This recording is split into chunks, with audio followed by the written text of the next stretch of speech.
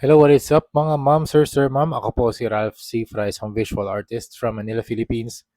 And today we are going to custom repaint the Venom Pool Marvel Legends KO. This is a knockoff or bootleg version. Shoutout nga pala kay Cirque Light Collectibles. Sa kanya ko nabili to and super ganda ng figure.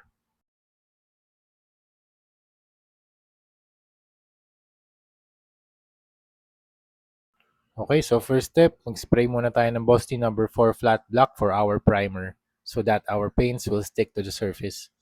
And then we are going to use intense violet for the first layer of dry brushing.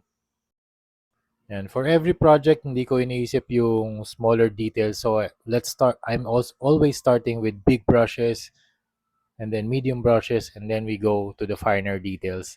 Last part na yung mga smaller details, smaller sections na ipipaint natin. So let's start with big, medium to small. Then next color is cobalt blue. Same thing, same process, dry brushing ulit.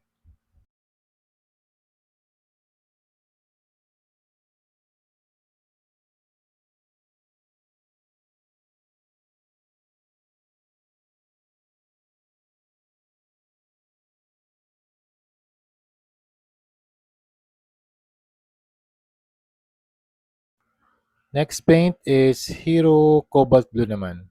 Ay, Coral Blue pala. Alright, so same thing pa rin. Dry brushing method pa rin yung gagamitin natin. So nag-add lang tayo ng layers and layers of colors dito kay Venom Pool.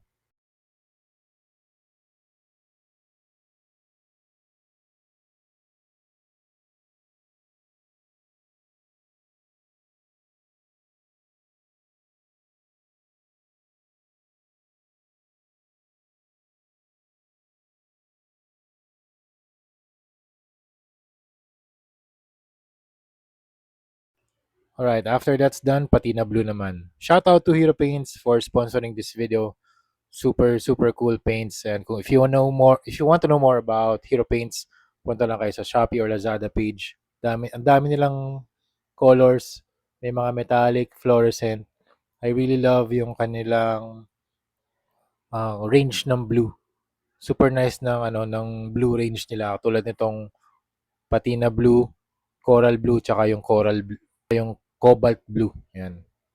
Yan. Next, talagay na natin yung symbol or icon ng skull.